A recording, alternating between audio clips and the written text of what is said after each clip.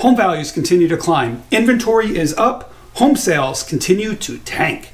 Do you want to know what else is going on right here in the Florida real estate market? Well, in this video, we're going to take a look at the Florida housing market and compare it to our local market right here in Southwest Florida. Stay tuned.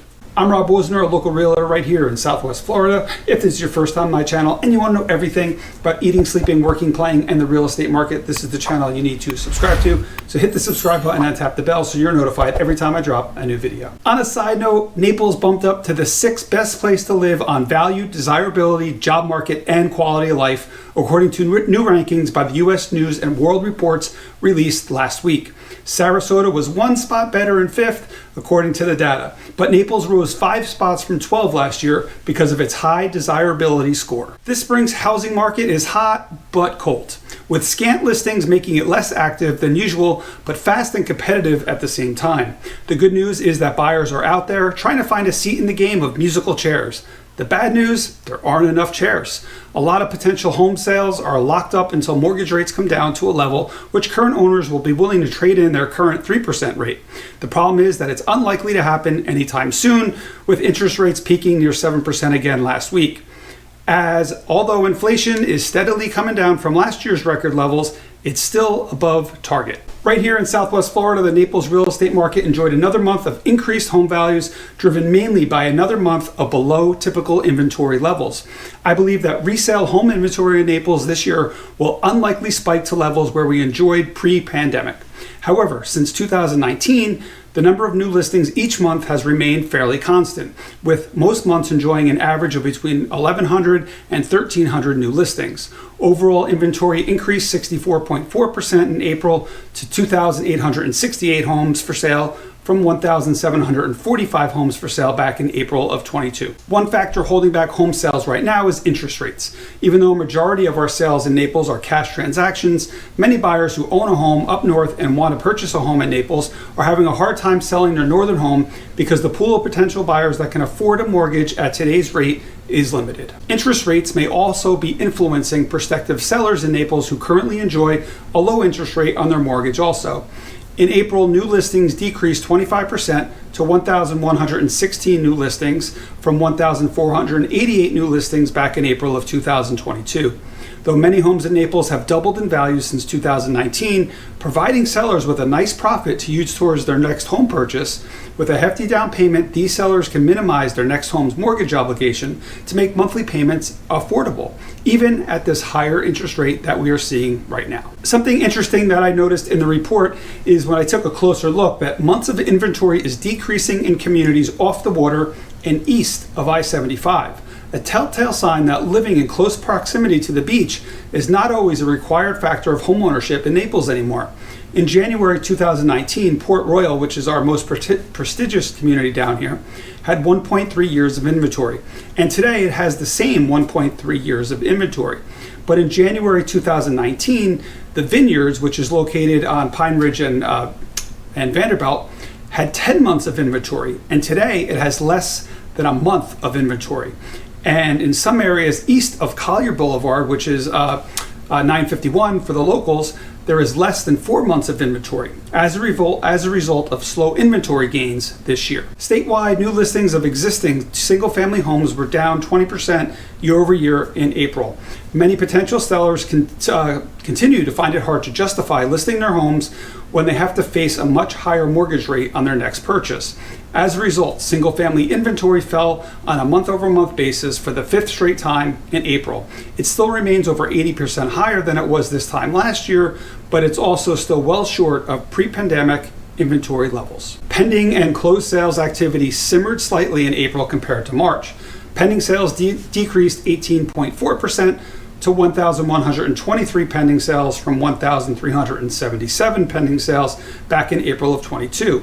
And closed sales in April decreased 24.2% to 947 closed sales from 1,250 closed sales in April of 22. Also, something else I like to look at are price decreases during the month. And while the April report revealed 1,128 price decreases during the month, some price negotiating is happening, though I don't think lowball offers are a good strategy in today's tight inventory market. Statewide, closed sales of existing single-family homes in Florida over the last few years, and let's focus specifically this year and last year. Compared to 1 year ago in April 2022, closed sales were down by a little over 17% this April. That's slightly worse than what we saw in March, when we were down 15% year over year. But that's still an improvement over February's decline of 21% and significantly better than January's decline of 32.5%. April's sales outpaced March sales, but not by a lot in most cases, but they certainly were not down significantly. So this will be something to watch over the rest of the spring buying season and into the summer. We will be trending lower compared to pre-pandemic levels like we did late last year, or is this just a temporary blip? It's not a great sign that the numbers of homes that went under contract in April was also down month over month. But on the other hand, if we look at the count of how many listings were under contract at the end of April, that is up compared to the end of March, which suggests that the typical time between contract date and closing date for purchases is rising, and perhaps many of the closed sales that seem to be missing for April are simply coming up in May. So what is actually going on with buyer demand? Well, if you read the headlines, you'd think there aren't any buyers out there.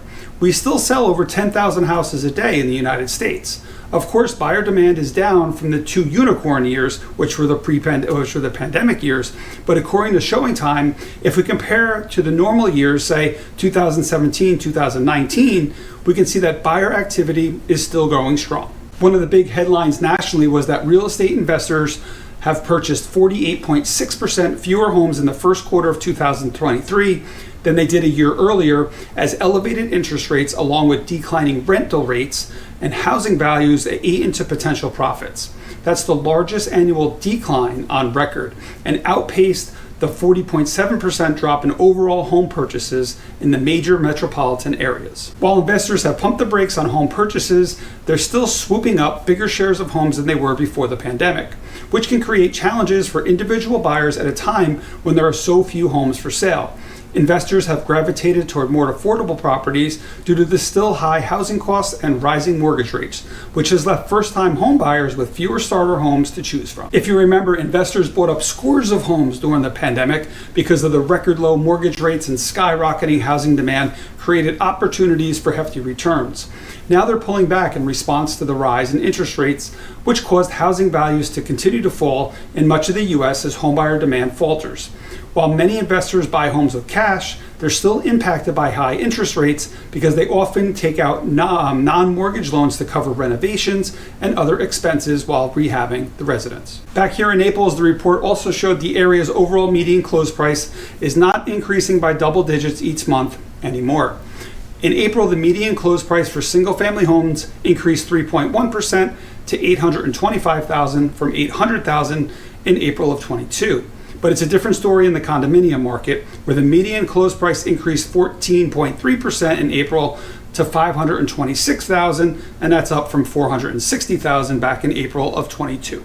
Now let's compare that to Florida, and the median price for existing single-family home here in Florida, meanwhile, was $410,000, which is exactly what it was last April. Now this brings an end to the very remarkable more than 11-year stretch, that's 135 months to be exact, where the monthly median single-family home sale price for Florida was up on a year-over-year basis. The impact of the higher mortgage rate environment in the scarcity of homes on the market has led to this moderation in home price growth.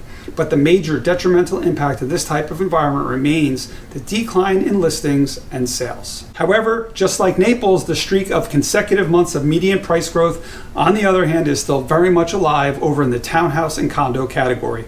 In April, the median price in this category was $325,000, a year-over-year increase of almost 5%. And talking about home prices, well, we really can't compare today's home price increases to the last couple of years. According to Freddie Mac, 2020 and 2021 each had historic appreciation numbers.